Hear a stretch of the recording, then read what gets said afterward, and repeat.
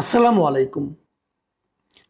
প্রিয় দর্শক, নির্বাচনে ভোট নিয়ে যখন আলোচনা হয়, কে জিতবে কে হারবে এটা নিয়ে যখন আলোচনা হয়, তখন পাশাপাশি কিন্তু একটা আলোচনা আমি ইদানিং শুনতেই পাচ্ছি।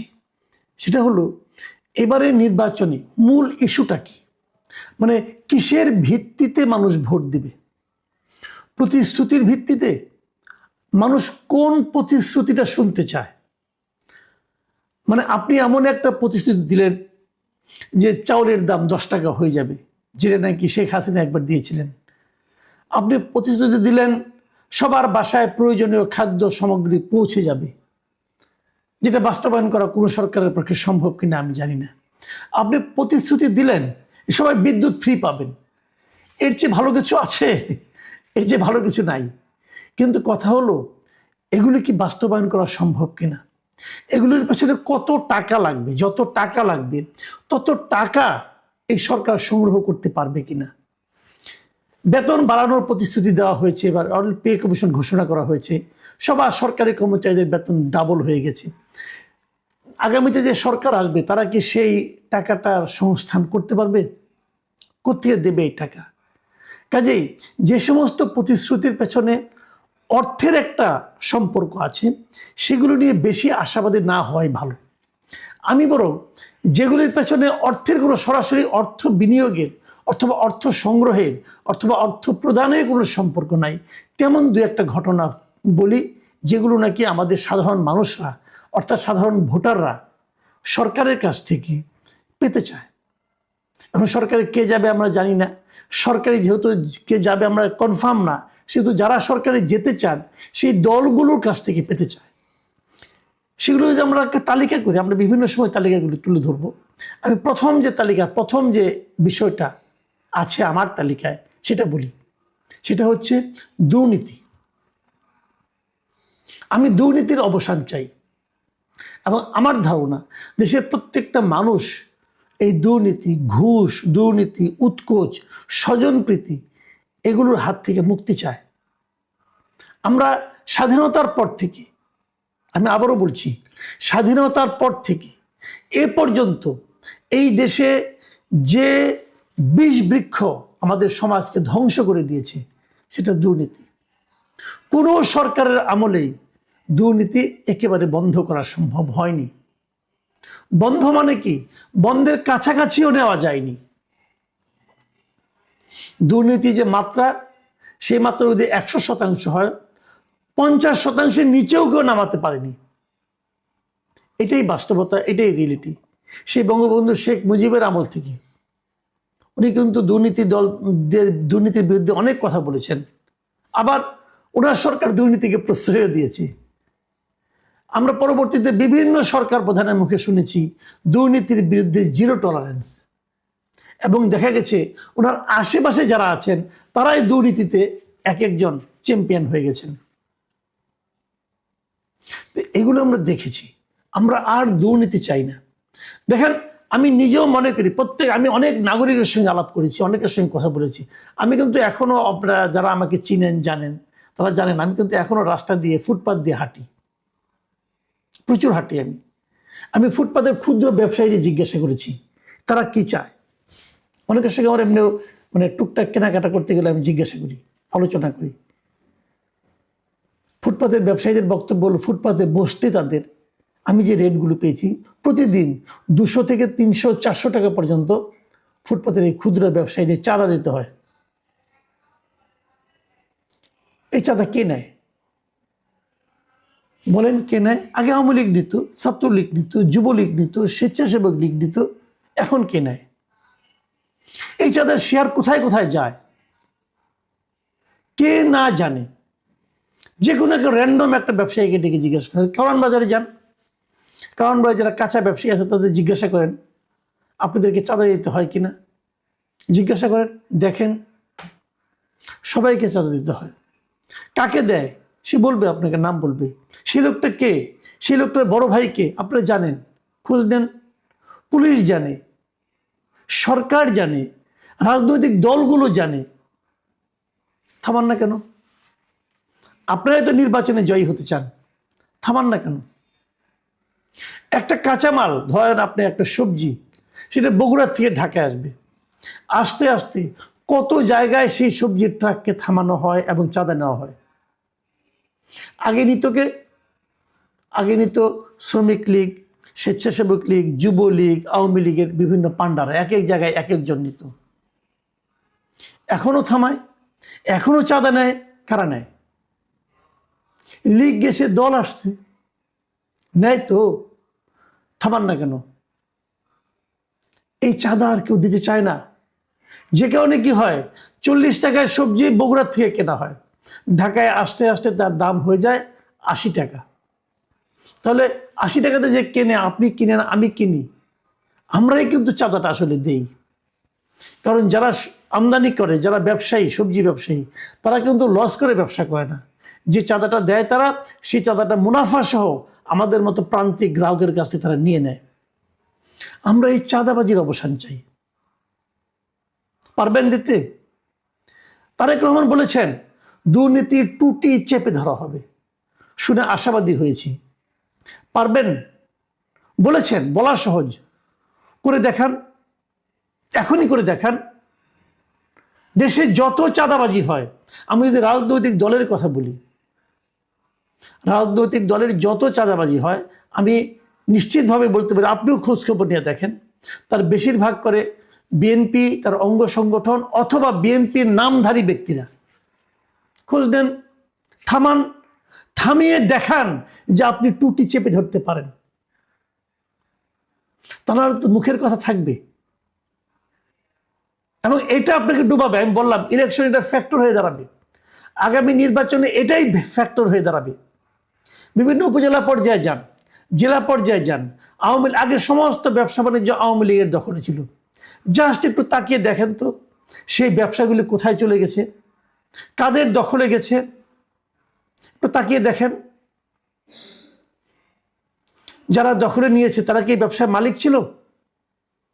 কি করে তারা ব্যবসাগুলি দখল করলো? এগুলো কিন্তু আপনি হয়তো, আমি একভাবে দেখি, আমি আরেকভাবে দেখি, কিন্তু ওই এলাকার মানুষ তারা তো সবাই জানে যে এই ব্যবসাটা আগে এমুকের ছিল, এখন এই ব্যবসাটা তার কাছে চলে গেছে। যার কাছে গেছে তার দলীয় পরিচয় তারা জানে। এটাই নির্বাচনে আগামীতে পার্থক্যটা গড়ে দেবে। এই বিষয়গুলো পার্থক্য করে দেবে। যে কোনো, আপনি রাস্তায় যান, যানজট হয়, আপনি দেখেন রাস্তায় অবৈধ পার্কিং আছে কিনা? আছে। রাস্তা জুড়ে অবৈধ পার্কিং আছে। রাস্তা আমাদের সার্বক্ষণিক। সিটি কর্পোরেশন থামায় না কেন? কে চাঁদা নেয়? সিটি কর্পোরেশন নেয়? পুলিশ নেয়? কে নেয়? ট্রাফিক নেয়? নেয়। থামায় না কেন? এইটা যে থামাতে পারবে, মানুষ তাকে ভোট দিবে।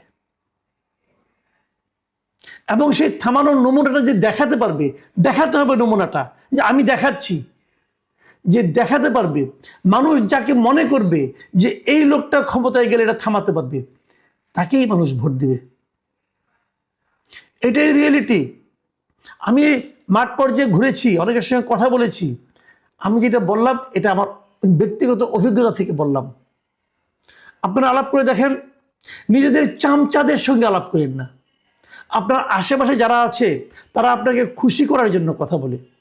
আমি এটা তারেক রহমানকে বলছি, আমি ডাক্তার শফিকুর রহমানকে বলছি। আপনাদের আশেপাশে আপনারা যাদের সঙ্গে কথা বলেন তারা আপনাদেরকে খুশি করার জন্য কথা বলে। মানুষের কাছে যান, খবর নেন। প্রত্যন্ত অঞ্চলের খবর পাওয়া কঠিন ব্যাপার না। পত্রপত্রিকাগুলি দেখেন, তাও হবে। পত্রপত্রিকা খুলে আমরা তো সাধারণত ফ্রন্ট পেজ দেখি, ফ্রন্ট পেজ না, ভেতরের পেজ দেখেন, দেশের খবর দেখেন। ওখানে দেখতে পারবেন চাঁদাবাজি কোথায় হচ্ছে, দেখতে পাবেন অন্তর্দলীয় কোন্দল কোথায় হচ্ছে, অন্তর্দলীয় কোন্দল কি নিয়ে হচ্ছে, দখলদারিত্ব নিয়ে হচ্ছে, চাঁদাবাজি নিয়ে হচ্ছে। দেখুন, নির্বাচনে একটা কথা উঠেছে, সেটা হলো যে ঋণ খেলাপিদের কাউকে কাউকে ছাড়া হচ্ছে, কাউকে কাউকে ছাড়া হচ্ছে না। ঋণ খেলাপির প্রশ্নটা তো উঠেছে, তার মানে কি ভদ্রলোক ঋণ নিয়েছেন, হয়তো সামান্য একটা দিয়ে রিশিডিউল করে মোটামুটি একটা জায়গায় আসছেন। আপনি তো আইনের ফাঁক দিয়ে ঢুকে গেলেন, কিন্তু আসলে কি আপনার লোক ভালো? আসলে তো আপনার মতলব টাকা মেরে দেওয়া নয় কি, মেরে দেওয়া স্টেট কথা। আমি উভয় দলকে বলবো, যাদের এরকম ব্যবসায়ী প্রার্থী আছে তাদেরকে বলেন নির্বাচনে বিজয়ী হওয়ার 6 মাসের মধ্যে পুরো ঋণ শোধ করতে হবে। এই খেলাপি মেলাপি রিশিডিউলের মধ্যে থাকলে হবে না। এই তাইরে নেড়ে করে এরা ব্যাংক লুট করবেন, এটা চলবে না। ব্যাংক লুটেরাদের এই দেশের মানুষ আর ভরসা করতে পারে না। যারা মিথ্যা হলফনামা দিয়ে নির্বাচনে যাচ্ছেন তাদের ব্যাপারে সতর্ক হন। মিথ্যাবাদীদের এই জাতি ঘৃণা করতে চায়। মিথ্যাবাদীদের নিয়ে দল গড়েন না, ঋণ খেলাপিদের নিয়ে দল গড়েন না, ঋণ খেলাপিদের এমপি বানায়েন না। আপনি কি করবেন যাই না, মনোনয়ন কে কে দিয়েছেন, কার সঙ্গে কি সম্পর্কের আপনাদের ব্যাপার। জনগণ দেখবেন ঠিকই সিদ্ধান্ত নেবে। জনগণ ঠিকই সিদ্ধান্ত নেবে। কে ব্যবসা করে আর কে ব্যবসা করে না, কে ব্যবসার নামে লুটপাট করে আর কে ব্যবসার নামে মানুষের সেবা করে, এগুলো মানুষ জানে। হয়তো আপনাদের চোখে ঠুলি পরিয়ে দেওয়া হয়। আপনার আশেপাশে যারা থাকে তারা হয়তো আপনাদেরকে ভুল ইনফরমেশন দেয়, কিন্তু প্রকৃত সত্যটা মানুষ জানে। মানুষ সেভাবেই কিন্তু এবার ভোট দেবে।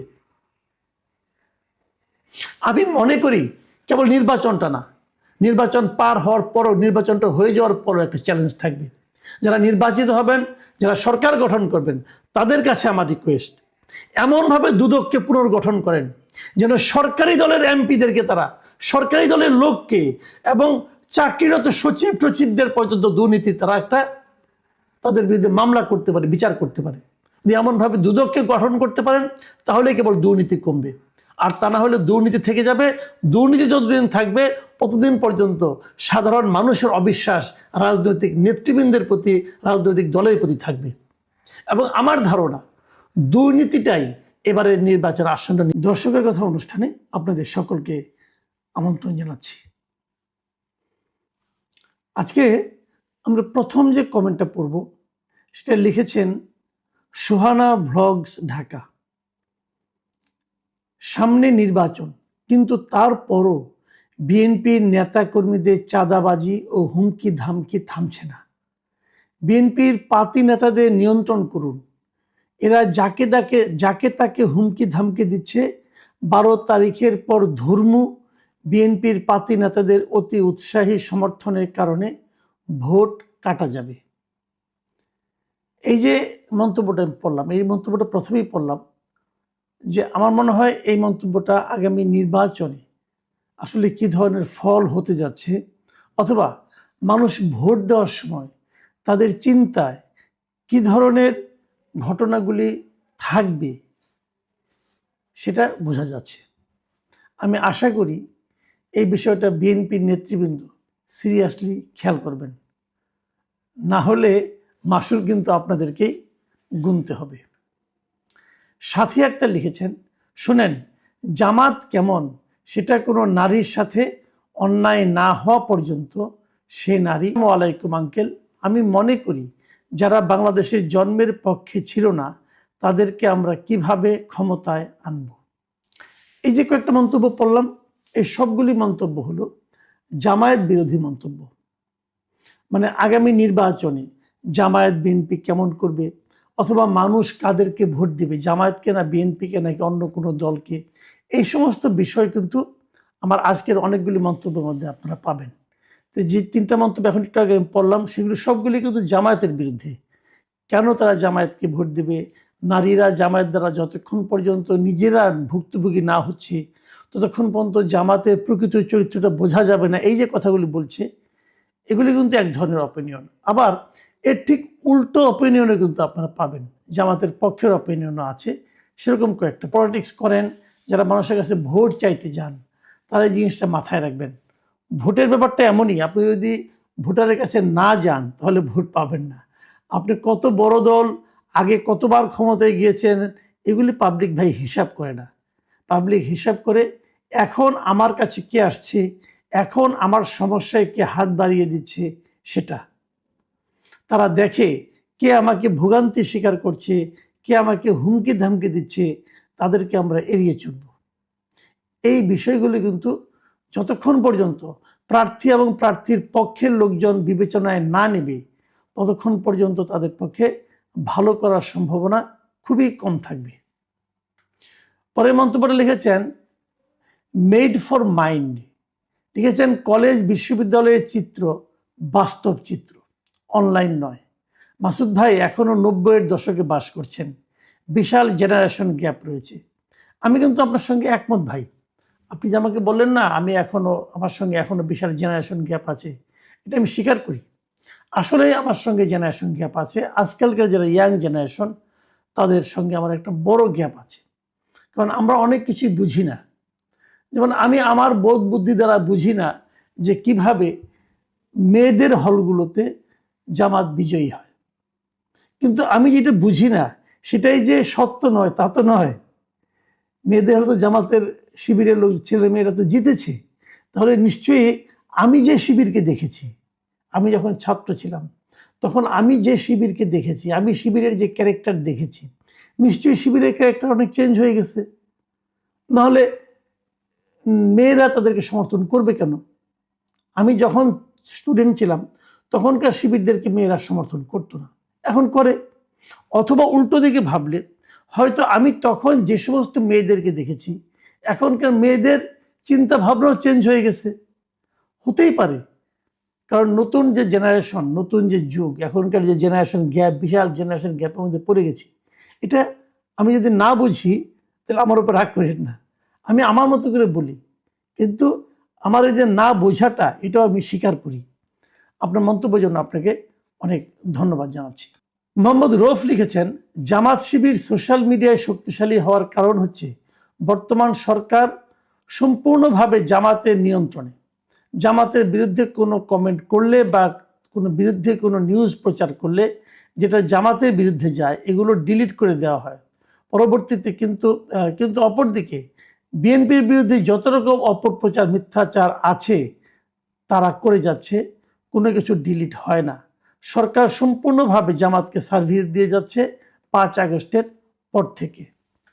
এটা আমার মনে হয় যে একটু অতি সরলীকৃত হলো। তবে জামাতের প্রতি সরকারের এক ধরনের দুর্বলতা আছে, এটা হয়তো ঠিক। কিন্তু আপনি যেভাবে বলেন এত বেশিটা আছে কি, আমি ঠিক বলতে পারবো না।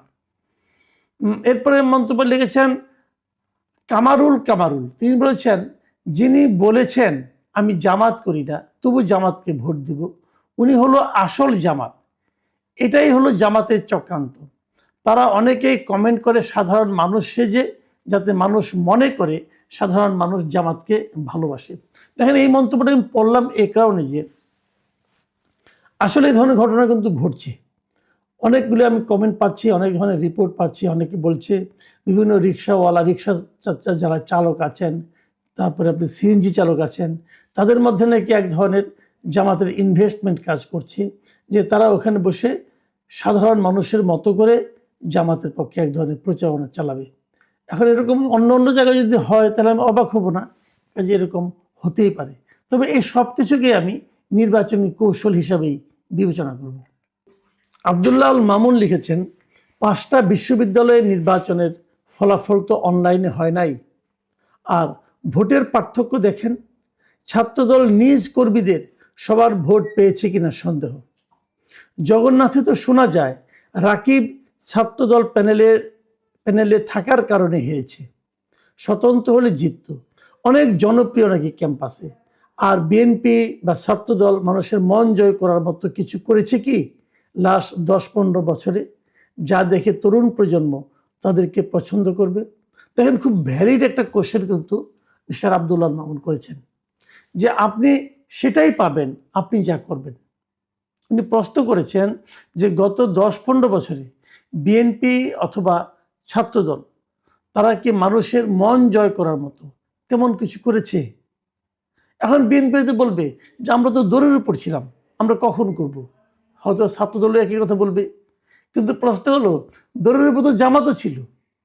হ্যাঁ, এটাও ঠিক, জামাত এবং বিএনপির রাজনীতির ধরনটা একরকম না। জামাত গোপনে করেছে, তো বিএনপি করে নাই। এখন যে কৌশলটা কার্যকর হবে সেটাই তো থাকবে, সেটাই তো টিকবে, তাই না? ওয়াসিম আকরাম লিখেছেন মুক্তিযুদ্ধ পরবর্তী প্রতিটি সংবাদপত্র অনলাইনে আপলোড করা দরকার। সাবস্ক্রাইব করার মাধ্যমে সাধারণ মানুষ যেন সেগুলো পড়তে পারে। আমরা দেশের অতীত জানি না, আপনি প্লিজ এই বিষয় নিয়ে কথা বলুন। মিস্টার ওয়াসিম আকরাম, আপনি খুবই চমৎকার একটা কথা বলেছেন। এখন হয় কি, মুক্তিযুদ্ধের ইতিহাস বারবার পরিবর্তন হচ্ছে, এক একজন এক এক কথা এক এক কাহিনী বলছে। আপনি যে কথাটা বলেন, আমি এটা আমার পরিচিত অনেককে বলবো, যদি তাদের সামর্থ্য থাকে তারা হয়তো বা চেষ্টা করবে যে মুক্তিযুদ্ধের পরবর্তী অন্ততপক্ষে মানে 70 থেকে 80 পর্যন্ত এই সময়ের পত্রপত্রিকাগুলো যদি অনলাইনে তারা যদি দিয়ে দেয়, তাহলে হয়তো যারা দেখবে তারা সাবস্ক্রাইব করে দেখবে। এরকম কোনো ওয়েবসাইট এখনও আছে কিনা আমি ঠিক শিওর না, আমার মনে হয় থাকতেও পারে। আপনি নিজেও অনুসন্ধান করুন, আমিও অনুসন্ধান করার জন্য কয়েকজনকে বলেছি। যদি আমরা পেয়ে যাই আপনাকে জানাবো, আর যদি না থাকি তাহলে আগ্রহী যারা আছেন তাদেরকে অনুরোধ করব যে আপনি এটা একটা কাজ করতে পারেন, এটা একটা ভালো কাজ হবে। মন্তব্যটা লিখেছেন মোহাম্মদ আশরাফুল। তিনি লিখেছেন, মাসুদ কামাল ভাই, আমি সৌদি আরব প্রবাসী, আমি বা আপনি চিন্তাই করতে পারি না বাংলাদেশ জামায়াতে ইসলামী দল সৌদি আরব প্রবাসীর শাখা থেকে মিনিমাম 10 লক্ষ সৌদি রিয়াল মাসিক ইয়ানত হিসাবে এই দলটির কালেকশন হয়। এখন যদি হয় তাহলে আমি আপনি কি করতে পারবো? লোকজন যদি ভালোবেসে কোনো একটা রাজনৈতিক দলকে অনুদান দেয়, যদি বিদেশ থেকে দেয়, আমি তো এতে কোনো আপত্তি দেখি না, কারণ এটা তো প্রবাসী, তারা তাদের কষ্টার্জিত আয় থেকে দিচ্ছে, দিতেই পারে। অন্য দলকে দেয় না কেন? অন্য দলের নাম তো ব্যবহৃত হয় বিভিন্ন দেশে, আমেরিকা, ইংল্যান্ডে কিন্তু আওয়ামী লীগের, বিএনপি, জাতীয় পার্টির শাখা দল আছে। যদিও এরকম শাখা দল থাকাটা আমাদের আরপিওতে নিষিদ্ধ, কিন্তু তারপর তারা রেখেছে। এবং আমাদের এই সমস্ত দলের যারা শীর্ষ নেতৃবৃন্দ তারাও কিন্তু এই ধরনের শাখা থাকাটাকে এনকারেজ করে। তো তারা তাদেরকে অনুদান দেয় না কেন?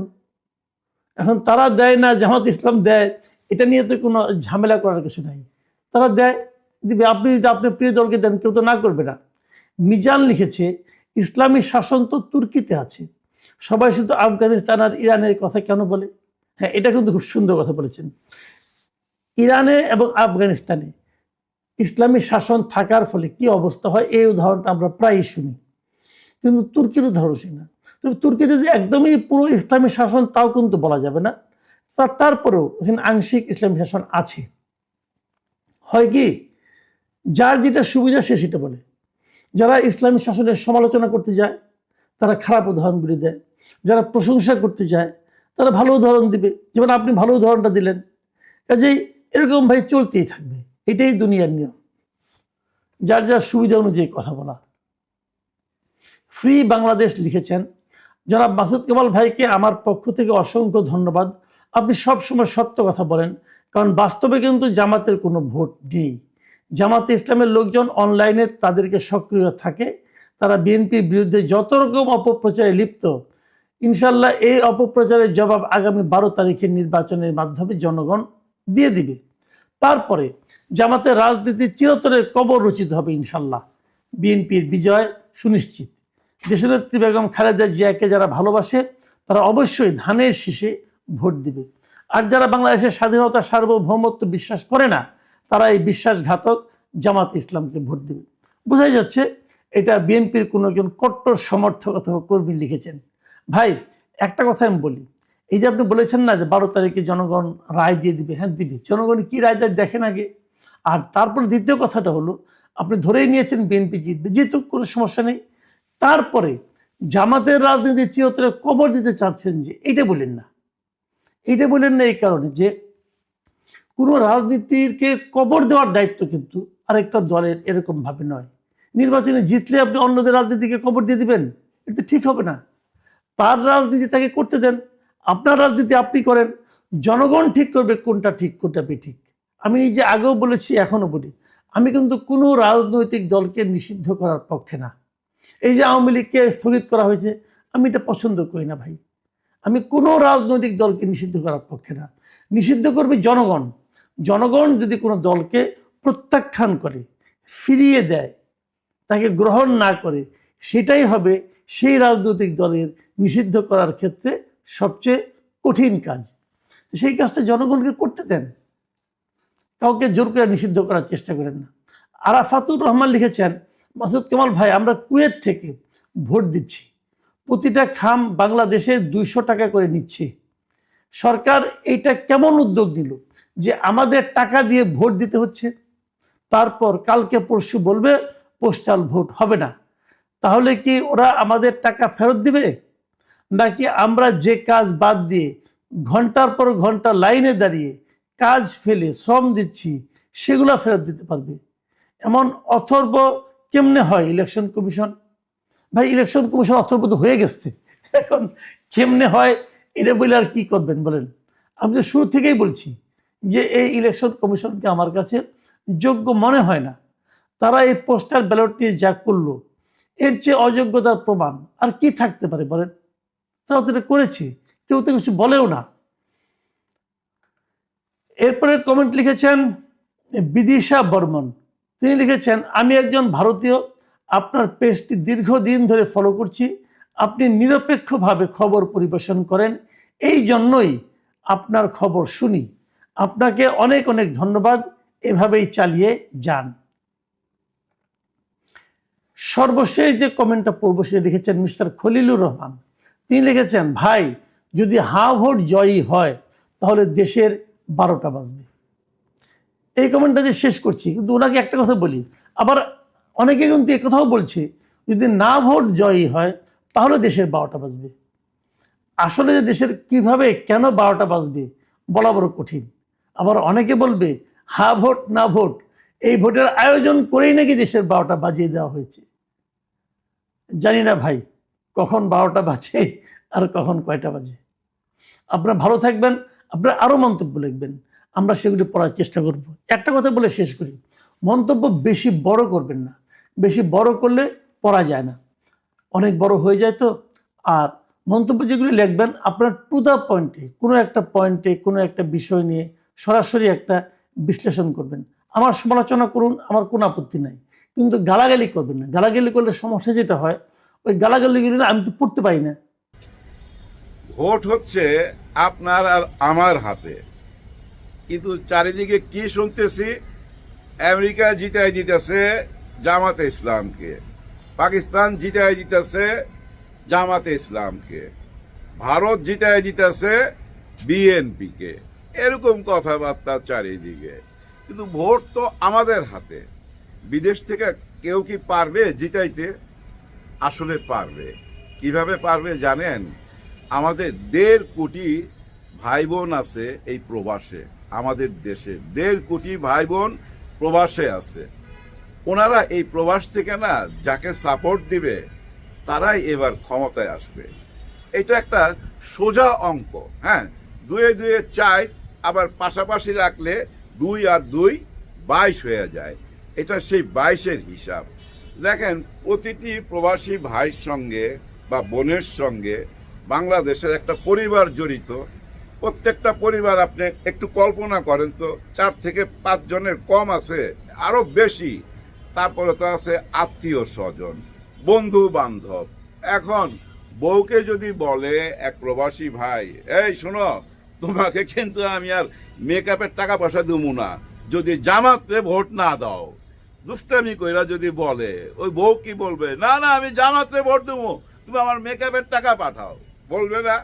ঠিক তেমনি ভাবে ধরেন একটা ভাই যদি বলে প্রবাসী এক ভাইয়ের কাছে, ভাইয়া তুমি না আমারে একটা বাইক কিনা দিবা কইছিলা, ভাই যদি বলে, ভাই ছোট ভাই ভোটটা কি পাবে না? বড় ভাই কথা শুনবে না? অবশ্যই শুনবে। তেমনি ভাবে যদি প্রবাসী এক বোনও ভাই তার মাকে বা তার বোনকে বা তার ননদীকে, আত্মীয় স্বজনকে যদি বলে, তাহলে একটা হিসাব করেন তো, 5-6 জন কইরা যদি ধরেন, আমার তো মনে হয় 7 থেকে 8 কোটি ভোট হয়ে যায় এখানে। হয় না? হয়তো ভাই আরো কমান, আরো ফেলা দান, ধরেন 5 কোটি ভোট। 5 কোটি ভোট তো হয় যদি বিদেশ আর দেশ মিলায়া, ওনারাও তো ভোট দিবে। তার মানে কি জানেন, এই প্রবাসীরা যাদেরকে সাপোর্ট দিবে তারাই ক্ষমতায় আসবে। কিন্তু প্রবাসী সব ভোট কি জামাত ইসলাম পাবে? জামাত ইসলাম এই প্রবাসী ভাই বোনদের ভোটটার অধিকারটা আইনা দিছে। এই ভোটের অধিকারটা জামাত ইসলামের কারণে ওনারা পাইছে। তার মানে কি সবাই ওনাদেরকে ভোট দিবে? না, এমন কোনো কথা না।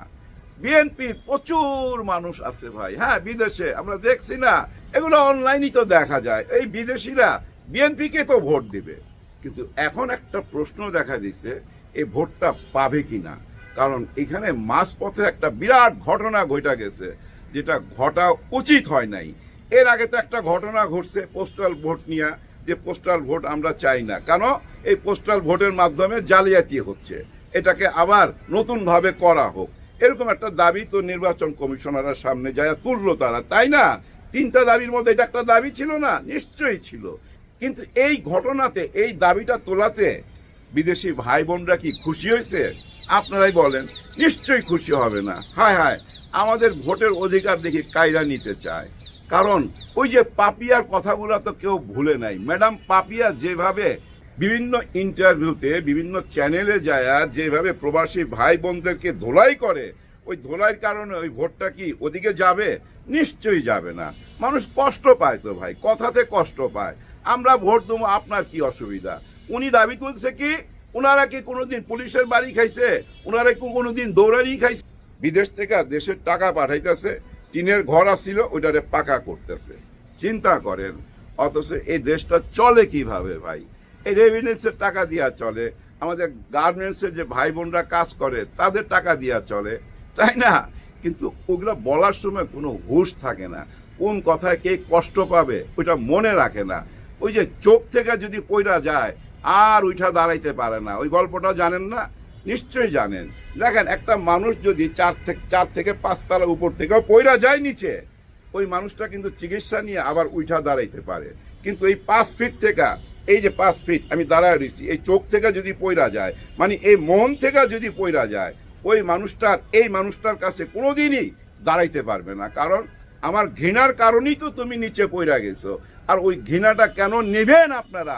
এত বড় ভুল কেন করবেন? একটা আঞ্চলিক ভাষায় এই যুবক কিছু কন্টেন্ট বানায়, উনি কন্টেন্ট ক্রিয়েটার। আপনারা তো দেখছেন কয়েকদিন আগে শাহাবুদ্দিন পার্কের মধ্যে খুব সুন্দরভাবে সাহেব বসছিল। এখন এইখানে দেখেন ওই চ্যাংরা, মানে ওই যুবক ওইখানেও বসা ছিল। এখন এই যুবকের দোষটা কি? বিরাট বড় দোষ আমি মনে করি, বিরাট বড় অন্যায় করছে। এই অন্যায় কিভাবে যে মাইনা নিল, আমার মনের মধ্যে একটা প্রশ্ন। আসলে কি উনি সব কিছু জানে? মাহমুদুর রহমান স্যার যে বলছিল আমার দেশ পত্রিকার, যে আপনার আশেপাশের লোকের কথা কানে নিয়েন না, আপনি বিদেশে ছিলেন অনেক দিন, আপনি অনেক কিছুই জানেন না। এখন তো দেখতেছি আসলেই উনার কথা ঠিক, উনি তো অনেক কিছুই জানেন না। উনি যদি জানতেনই তাহলে এই চ্যাংরাকে কিভাবে ওই স্থানে জায়গা কইরা দিল, উনার সামনে বসার সুযোগ কইরা দিল। উনি আবার তাকে এখানে শোল্ডারে বাহ বাহ দিতেছে, বাহ বাহ, এগিয়ে যাও বেটা। কেন?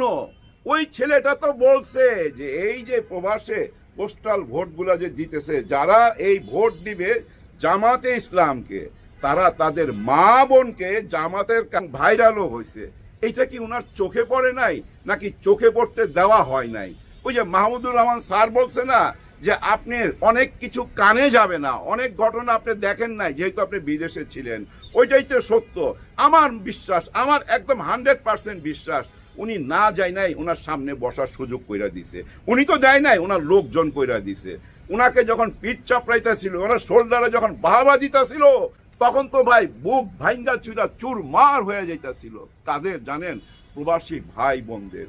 হায় হায়, এই ছেলেটা মা বোনদের ইজ্জত নিয়ে খেলছে। তো আবার সেই ছেলেটাকে কেন উনি কাছে বসতে দিল? বৈশা ওই চেয়ারে বৈশা এটা চাইতে পারে যে কোনো ছেলে প্রবাসী বোনদেরকে নিয়ে, মাদেরকে নিয়ে এত অপমানজনক কথা বলবে, তারপরে তাকে এরকম করে শাবাশি দিবে? আমি ভাবতে চাই যে উনি জানে না, ওনাকে জানতে দেওয়া হয় নাই, এইটুকুই ভাবতে চাই। কারণ কি ওইটুক যদি ভাবতে চাই যে উনি যাই না শুই না এটা করছে, তাহলে তো ভাই ওই চোখ থেকে প্রবাসী ভাই বোনদের, আর ওই প্রবাসী ভাই বোনদের হাতে কত ভোট আছে একটু আগেই তো আমরা এই নিয়ে আলোচনা করলাম। অনেক কিছুই ভাই ভাবতে ইচ্ছা করে না, আবার ভাবতে হয়। কারণ কি জানেন? না ভাবলে তো ভাই সত্যটা সামনে আসবে না। ভাইবা চিন্তা সত্যটাকে সামনে আনতেই হবে, মানুষকে বুঝাইতে হবে। না বুঝাইলে তো ভাই অনেকে ভাই আছে, ভাই অবুঝ টাইপের মানুষও আছে আমাদের দেশে, একদম দলকানা মানুষও আছে। তাদেরকে শুধু আমি একটা কথাই বলবো, দেখেন এই যে আপনাদের দলের একজন ছাত্রলীগের সাদ্দাম জেলখানার যে ঘটনাটা, যার ওয়াইফ তার শিশু বাচ্চাকে হত্যা কইরা নিজেই ফাঁসিতে ঝুইলা গেছে। এই ঘটনাটা দেখছেন চারিদিকে ভাইরাল হয়ে গেছে। ভাই কষ্ট লাগে ভাই খুবই। মরা মানুষ গেছিল জিন্দা মানুষের সাথে দেখা করতে, মানে ওই জেলখানার গেটে নিয়ে গেছে ওই বাচ্চাকে এবং বাচ্চার মাকে, মানে ওই সাদ্দামের ওয়াইফ এবং তার সন্তানকে। দেখেন কোন পর্যায়ে চলে গেলে একটা মানুষ নিজের সন্তানকে হত্যা কইরা নিজে ফাঁসিতে ঝুলে, কারণ তার হাজবেন্ড জেলখানায়, তার চলাফেরা খাওয়া দাওয়া সব দিক থেকেই প্রবলেম, অভাবে পড়া গেছিল। অভাবের ব্যাপলের বাচ্চা নিয়ে অভাব থাকলে ভাই কেমন হয়, বাচ্চা দুধ লাগে, সংসারে খরচ আছে, ভাড়া আছে, কত টাকা লাগে। কিন্তু এই টাকাটা যে জোগাড় করতো সে কিভাবে জোগাড় করতো, ওই যে আওয়ামী লীগের রাজনীতি কইরা জোগাড় করতো, ওইটাই জোগাড় করতো। এখন আওয়ামী লীগের সবাই চলে গেছে, উনি ফাইটা গেছে, যেহেতু নেতাদের মতো ওনার কাছে 2টা কইরা পাসপোর্ট ছিল না, যার জন্য ফাইটা গেছে, এখন জেলখানা, পুরো পরিবারটা ধ্বংস হয়ে গেল। খুবই কষ্ট লাগছে ভাই, খুবই কষ্ট লাগছে। কিন্তু প্রশ্ন এখানে একটাই, আপনারা আওয়ামী লীগ যারা করেন, এই যে অনলাইনে দেশ চালাইতেছেন, সবকিছু তো বলতেছেন, সবাই সাথে দেখি কথা বলতেছেন, দিল্লিতে মিটিং করতেছেন, প্রেস কনফারেন্স করতেছেন, কিন্তু কেন মাঠ পর্যায়ে যারা জেলে আছে তাদের পরিবারের খোঁজ খবর নিতেছেন না? কোটি কোটি লক্ষ লক্ষ হাজার হাজার কোটি টাকা তো নিয়ে চলে গেছেন, ওই টাকার থেকে কিছু টাকা কেন বিকাশে দিতেছেন না? বিকাশে দিতেছেন কোথায়? ওই যে ছোট ছোট মিছিল বাইর করার জন্য, জয় বাংলা করার জন্য। আজকে তো দেখলাম এই যে এই নির্বাচনের প্রচারণার একটি মঞ্চ থেকে জয় বাংলা বলতেছে। অবাক লাগছে না? একদমই অবাক লাগে নাই। এর আগেও আমি ওনাদের যে সেক্রেটারি, ওনার পিছন থেকে একজনকে জয় বাংলা বলতে দেখছি। অনেককে আমি এমনও দেখছি শেখ খালেদা বেগম বলতেও দেখছি না ভাই? দেখছি তো। বক্তব্য শেষ করাই ভাই শেখ হাসিনার জয় বইলা ফালায়, জয় বাংলা বইলা ফালায়। এইসব হাস্যকর ঘটনাগুলো আমরা কিন্তু দেখে আসতেছি, আমরা বুঝাও নিতেছি, আচ্ছা ঠিক আছে এদের সঙ্গে এরা মিলে গেছে, ওকে এরাই বোধহয় ক্ষমতায় চলে আসবে, আসুক, কোনো অসুবিধা নাই। কিন্তু মানুষের তো মন জয় করতে হবে, এখান থেকে পয়রা গেলে হবে না। আপনারা যে কোনো কথাই বলতেছেন, ওইটা নিয়েই কেন সমালোচনা হচ্ছে, ওইটা নিয়ে কেন মিম বানাইতেছে, ওইটা নিয়ে কেন ট্রল হইতাছে? কারণ কি জানেন, বর্তমানে যুগটাই এরকম। এখন আমি যদি বলি যে এই যে ভূমিকম্প হয়েছে এই জায়গায়, এই জন্য যে এখানে একটা ছেলে একটা মেয়ে এসে আকাম করছিল, যার জন্য এখানে ভূমিকম্প হয়েছে, কিন্তু বিজ্ঞান কি সে কথা বলে না।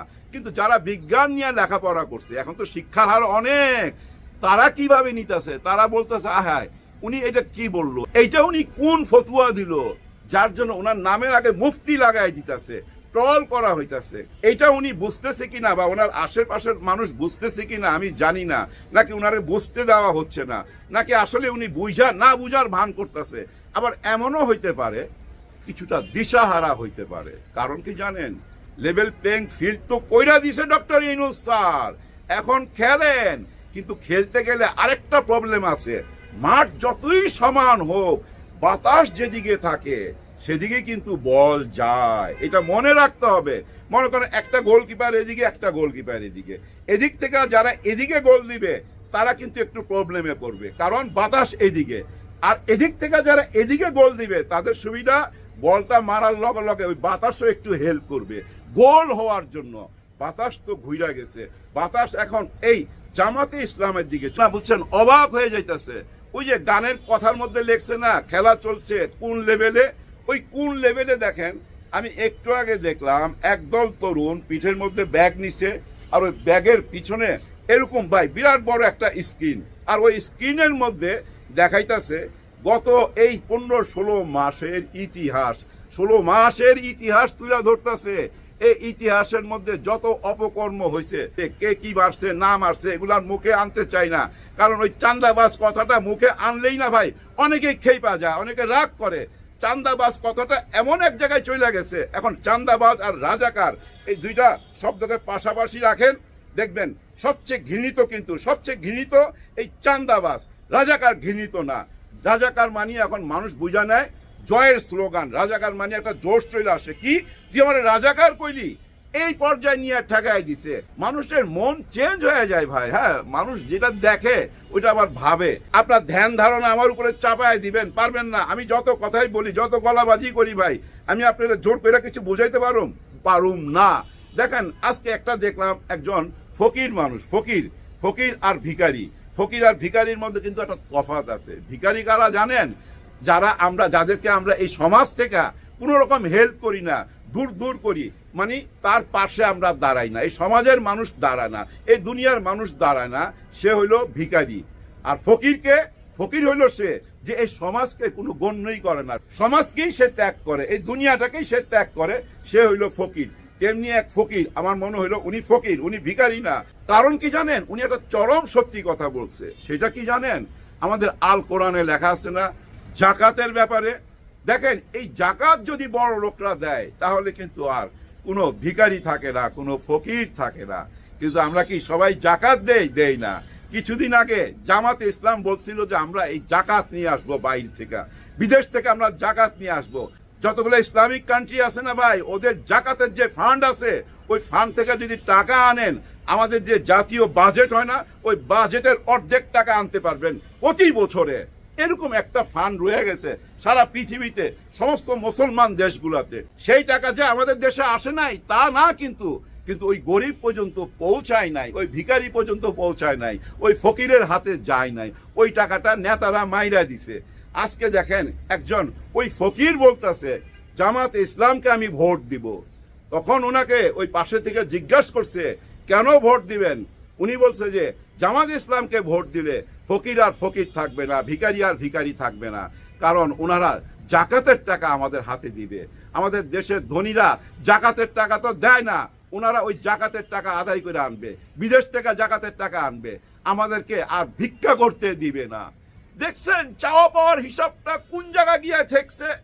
তার মানে কি জামাতে ইসলাম মানুষের মনের মধ্যে জায়গা করে নিছে, ওনাদের রাজনীতি দিয়া, ওনাদের কথা দিয়া, ওনাদের বক্তব্য দিয়া, তাই না ভাই? ছাত্র শিবিরের আলোচিত সংখ্যালঘু নেতা সর্বমিত্র চাকমার ডাকসু থেকে পদত্যাগের যে ঘোষণা, সেই ঘোষণা নিয়ে যে আলোড়ন, সে আলোড়নে ডাকসুকে মাদকের আড্ডাখানা বা বেশ্যাখানা বলার এই জামায়াত নেতার বিরুদ্ধে যে অভিযোগ, তা একরকম ধামাচাপা পড়ে যাচ্ছে। সর্বমিত্র চাকমার মতো ব্যক্তিকে ছাত্র শিবিরের প্যানেলভুক্ত করা একরকমের সার্থক হয়েছে। তিনি লাঠি হাতে যা যা করেছেন তাকে একরকমের ছাত্র শিবিরের রাজনীতিতে যে সংখ্যালঘুদের অংশগ্রহণ আছে, সেটাও সারা দেশে একরকম নতুন করে আরেক দফা প্রচার পেল বটে। বাংলাদেশের নির্বাচনের আগে ঢাকা বিশ্ববিদ্যালয় বেশ উত্তপ্ত হয়ে উঠেছে। অনেকেই এমনটা আশঙ্কা করছিলেন যে ছাত্র সংসদ নির্বাচন হয়ে যাওয়ার পর সেখানে যেহেতু বিবদমান দুটো দল, মানে বিএনপি এবং জামাত, দু দলেরই ছাত্র সংগঠনগুলো অত্যন্ত সক্রিয় অবস্থায় আছে এবং বেশিরভাগ পাবলিক বিশ্ববিদ্যালয়েই ছাত্র শিবির অত্যন্ত শক্তিশালী অবস্থায় আছে। কাজেই নির্বাচনের আগে পরে সেখানে একটা শক্তি প্রদর্শনের পরিস্থিতি সৃষ্টি হতে পারে। পাল্টা অভিযোগের এক পর্যায়ে দুপক্ষ মুখোমুখি দাঁড়িয়ে যায় কিনা, সেসব ঘটনাকে কেন্দ্র করে নির্বাচনের ওপর কি ধরনের প্রভাব পড়ে, এসব আলোচনা যখন ছিল, যখন ছাত্র দলের নির্বাচন কমিশন ঘেরাওয়ের মুখে শাহজালাল বিশ্ববিদ্যালয়ের ছাত্র সংসদ নির্বাচনটি হতে পারেনি, তখন ডাকসুতে পরিস্থিতি অত্যন্ত নাটকীয় হয়ে উঠেছে।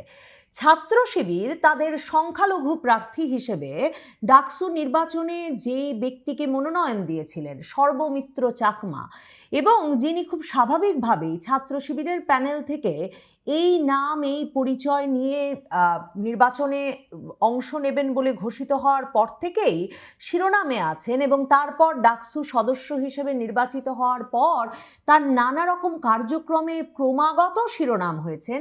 তিনি পদত্যাগের ঘোষণা দিয়েছেন বা তার আরেকটা মানে একেবারে সাড়া জাগানো ভিডিও ভাইরাল হয়েছে যখন জামায়াতে ইসলামীর একজনের সমাজে ন্যায় নীতি প্রতিষ্ঠা করতে পারে, সমাজে অন্যায়ের অবসান ঘটাতে পারে। তার প্রমাণ হচ্ছে ডাকসু বেশ্যাখানা ছিল, মাদকের আখড়া ছিল, এবং ডাকসু মাদকের আড্ডাখানা এবং ছাত্র সংসদে নির্বাচিত হওয়ার মাধ্যমে। তার মানে ঢাকা বিশ্ববিদ্যালয়কে জামায়াতে ইসলামীর একজন নেতা মাদকের আড্ডাখানা, বেশ্যাখানা বলছেন নির্বাচনী প্রচারে, যেই নির্বাচনী প্রচারে ডাকসু নেতৃবৃন্দ সহ ছাত্র শিবির নেতৃবৃন্দ অত্যন্ত সক্রিয়, বিশেষভাবে জামায়াতে ইসলামীর নেতৃবৃন্দের রাজনৈতিক প্রচারণা, নির্বাচনী প্রচারণায় অংশ নিতে, সেখানে জামায়াত নেতা এমন একটা কথা বলছেন যে, এবং তা নিয়ে শনিবার দিন বিক্ষোভ হয়েছে ঢাকা বিশ্ববিদ্যালয় জুড়ে, এবং প্রত্যেকেই প্রশ্ন করছেন যে ডাকসু কি কোনো ব্যবস্থা নেবেন না, ডাকসু কি এর প্রতিবাদ করে কোনো মামলা মোকদ্দমা দায়ের করবে না, কোনো ক্ষমার দাবি করবে না, কারণ ডাকসু নিয়ন্ত্রণ করছে, ডাকসুতে নির্বাচিত হয়ে আছে জামায়াতে ইসলামীর ছাত্র সংগঠন ছাত্র শিবির। তখন সেই ঘটনাকে ধামা চাপা দিয়ে, সেই ঘটনাকে ছাপিয়ে সর্বমিত্র চাকমা আবারও লাঠি হাতে বেরিয়ে পড়েছেন। তিনি ঢাকা বিশ্ববিদ্যালয় খেলার মাঠে লাঠি হাতে কয়েকজন কিশোর বেশ্যাখানা বিতর্কের অবসান ঘটে এবং সকল মনোযোগ, সকল শিরোনাম গিয়ে ঠেকে এই খবরে যে সর্বমিত্র চাকমা বলেছেন তার কাছে সবচেয়ে গুরুত্বপূর্ণ সবসময় ঢাকা বিশ্ববিদ্যালয়ের নিরাপত্তা, কিন্তু এত যদি সমালোচনা সংসদে শিবির মনোনীত সংখ্যালঘু প্রার্থী সর্বমিত্র চাকমা পদত্যাগ করছেন, সে খবরটাই এখন শিরোনাম হয়েছে। সর্বমিত্র কি এই প্রথম লাঠি হাতে বেরোলেন? সর্বমিত্র তার নামে এবং এই নাম পরিচয় নিয়ে যে দল তিনি চুজ করেছিলেন, পছন্দ করে নিয়েছিলেন, তার কারণে প্রথম সারা জাতির দৃষ্টি আকর্ষণ করলেও তিনি হচ্ছেন সেই ব্যক্তি যিনি আগস্ট আন্দোলনের একজন সমন্বয়কারীও ছিলেন। এ দুজনই কিন্তু লাঠি হাতে ঢাকা বিশ্ববিদ্যালয়ের আইন শৃঙ্খলা রক্ষা করছেন, ঢাকা বিশ্ববিদ্যালয়কে অবৈধ দখলদারদের হাত থেকে মুক্ত করছেন, নানা রকম পাপ অন্যায় এসব থেকে রক্ষা করছেন। এই চরিত্রে তারা অবতীর্ণ হয়েছেন গত বছর থেকেই। কাজেই জামায়াত নেতা যে বলেছেন যে মাদকের আড্ডাখানা, বেশ্যাখানা তারা সরিয়েছেন, সেই দায়িত্ব কিন্তু এবি জুবায়ের আর সর্বমিত্র পালন করছিলেন।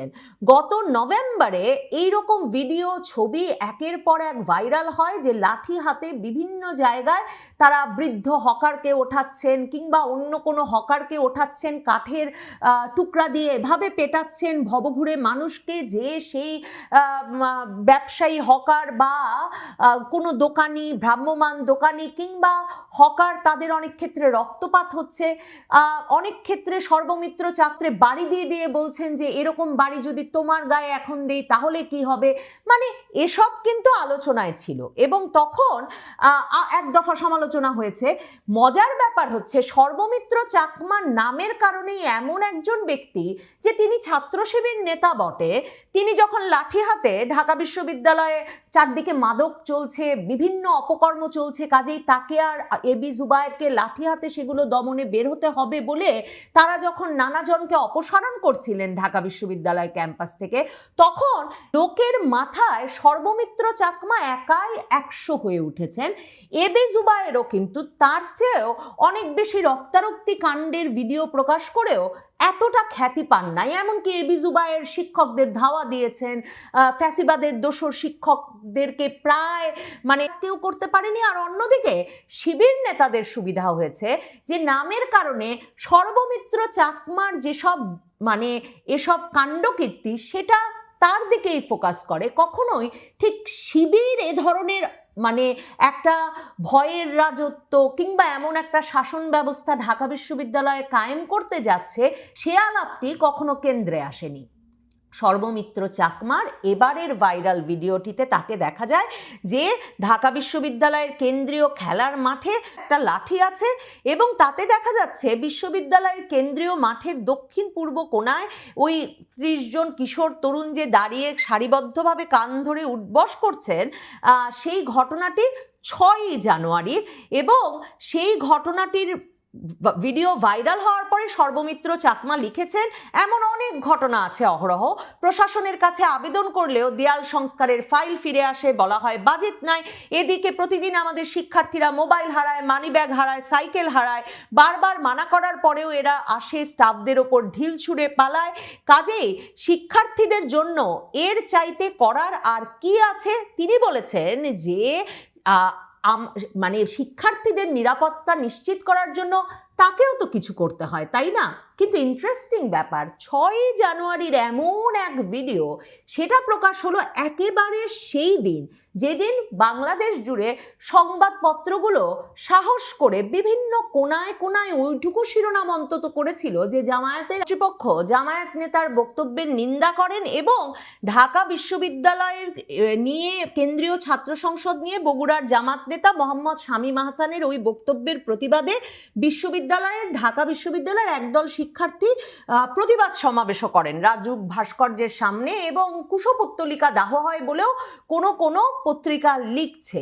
তো এই ঘটনা এমন একদিনে ঘটে যেদিনে কিন্তু আবার শনিবার দিন ছাত্রদল বিশ্ববিদ্যালয়ে চাঁদাবাজি করে, এর ভিডিও এবং তথ্য নিয়ে বিশ্ববিদ্যালয়ে ছাত্রদলের কিছু নেতার বিরুদ্ধে চাঁদাবাজির অভিযোগ সংক্রান্ত বিভিন্ন তথ্য ও ভিডিও উপস্থাপন করেন। তো ছাত্রদলের নেতারা এর পাল্টা হিসেবে তারা আবার বিশ্ববিদ্যালয় প্রক্টর অফিসে লিখিত অভিযোগ জমা দেন, এবং সেই অভিযোগে আবার ছাত্রদল বলছে যে ডাকসু নেতা সর্বমিত্র চাকমার বিরুদ্ধে তারা একটা সিন্ডিকেট তৈরির অভিযোগ তুলেছেন। মানে যেই ডাকসু নেতা সর্বমিত্র চাকমা লাঠি হাতে ছাত্র শিবিরের প্রশাসন ঢাকা বিশ্ববিদ্যালয়ে বলবৎ করবার জন্যে সারা বিশ্ববিদ্যালয়ের দোকানপাট বহিরাগতদের উচ্ছেদ করেছেন গত কয়েক মাস, তিনি নাকি আবার একটা নতুন চাঁদাবাজির সিন্ডিকেট গড়ে তুলেছেন